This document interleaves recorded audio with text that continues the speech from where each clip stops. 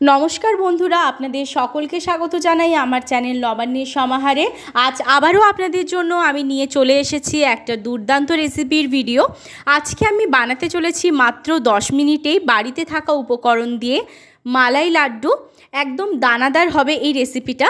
আর সামনেই আসছে কিন্তু রাখি, ভাইদের জন্য আপনারা বানিয়ে ফেলতে পারেন মাত্র 10 মিনিটেই দানাদার মালাই লাড্ডু।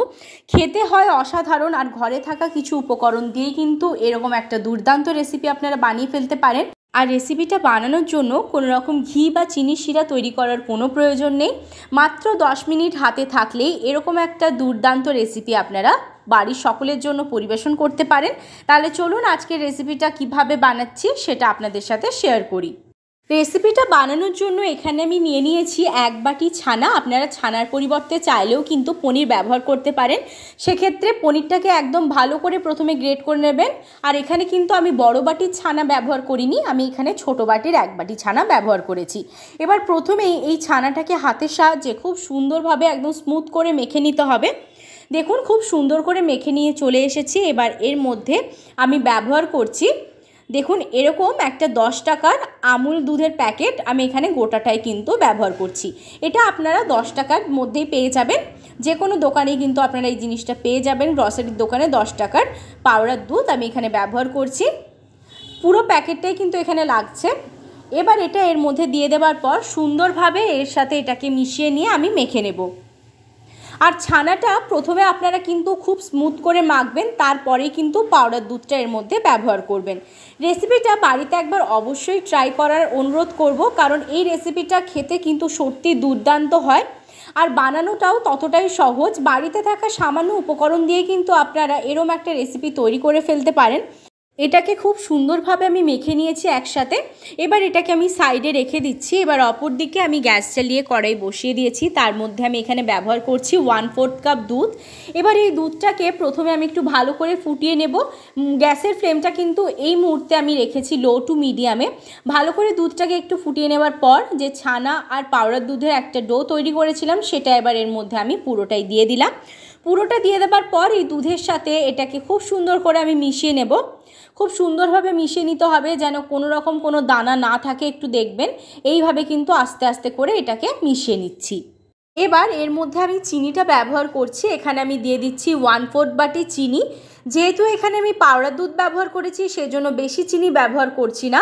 তবে আপনাদেরকে বলে রাখি, মিষ্টিটা যে যার পছন্দ মতো দেবেন। কেউ বেশি মিষ্টি খেতে পছন্দ করেন সেক্ষেত্রে আপনারা বেশিও দিতে পারেন বা কমও দিতে পারেন। এবার এই চিনিটা আমি মেল্ট হওয়া অবধি একটু অপেক্ষা করব। আর তার মধ্যে এখানে আমি দিয়ে দিচ্ছি দুধের স্বর, একদম বাড়ির তাজা দুধের স্বর এখানে ব্যবহার করছি। আর বড় চামচের কিন্তু 2 চামচ এখানে আমি দুধের স্বরটা ব্যবহার করলাম। এবার এটাকেও এর সাথে ভালোভাবে মিশিয়ে নেব। দিয়ে এবার এই যে এটাকে আমি তৈরি করছি, এটাকে পুরো ভালোভাবে কিন্তু আমি শুকনো করে নেব।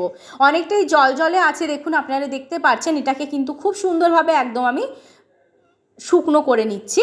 তারপর আপনাদের দেখাচ্ছি, দেখুন কতটা শুকনো হয়ে গেছে, ভালোভাবে কিন্তু একদম রেডি হয়ে এসছে। এবার এটাকে আমি গ্যাসের ফ্লেম অফ করে দিয়ে অন্য একটা পাত্রের মধ্যে ঢেলে নিচ্ছি, দিয়ে একটু হাত ছোঁয়া ঠান্ডা করে নিচ্ছি। ফিরে এসছি কিছুক্ষণ পর, এটা কিন্তু হাত ছোঁয়া হয়ে গেছে। এবার এখান থেকে অল্প অল্প নিয়ে এইভাবে হাতের সাহায্যে আমি একটা শেপ দিয়ে দিচ্ছি, দেখুন গোল করে নিচ্ছি। আপনারা চাইলে যে কোনো শেপই দিতে পারেন, তবে এখানে আমি গোলই করছি। এইভাবে কিন্তু বানিয়ে নেব। আপনাদের দেখিয়ে দিচ্ছি, একটা আমি আপনাদের বানিয়ে দেখালাম, আরেকটা আমি আপনাদেরকে বানিয়ে দেখাচ্ছি ঠিক কিভাবে বানাতে হবে। দেখুন অল্প অল্প নিচ্ছি, দিয়ে কিন্তু এইভাবে আমি হাতের সাহায্যে গোল করে নিচ্ছি। এইভাবে বাকি সমস্তগুলো বানিয়ে নিয়ে আমি আপনাদেরকে দেখাচ্ছি। দেখুন আমি সমস্তগুলো তৈরি করে নিয়ে চলে এসেছি। এবার একটু একটু করে এর ওপরে আমি ফুড কালারটা একটু দিয়ে দিচ্ছি। তবে এটা সম্পূর্ণ অপশনাল, আপনারা চাইলে ব্যবহার করতেও পারেন নাও করতে পারেন। আমি একটু দিয়ে দিচ্ছি, দেখতে সুন্দর লাগবে। মিষ্টিগুলো দেখুন কতটা সুন্দর লাগছে দেখতে। রেসিপিটা যদি আপনাদের ভালো লেগে থাকে তাহলে অবশ্যই আমাকে লাইক শেয়ার কমেন্ট সাবস্ক্রাইব করতে ভুলবেন না। যারা ফেসবুক পেজ থেকে দেখছেন তারা অবশ্যই নবান্নের সমাহার পেজটাকে ফলো করবেন। আর যারা ইউটিউবে নবান্নের সমাহারের নতুন সদস্য হয়ে আজকে রেসিপিটা দেখছেন তারা অবশ্যই কিন্তু সাবস্ক্রাইব করে দিয়ে পাশে থাকবেন। এরকম নতুন নতুন রেসিপি পাওয়ার জন্য সাবস্ক্রাইব করে দেওয়ার পর পাশে থাকা বেল বাটনটা কিন্তু অবশ্যই অল প্রেস করে দেবেন। ভালো থাকবেন, সুস্থ থাকবেন। আবার দেখা হবে আরেকটা নতুন রেসিপির সাথে। আর আজকের এই রেসিপিটা বাড়িতে একবার ট্রাই করবার অনুরোধ করব। যদি বাড়িতে বানান তাহলে কিন্তু আমাকে অবশ্যই কমেন্ট বক্সে জানাতে ভুলবেন না আপনাদের মতামত।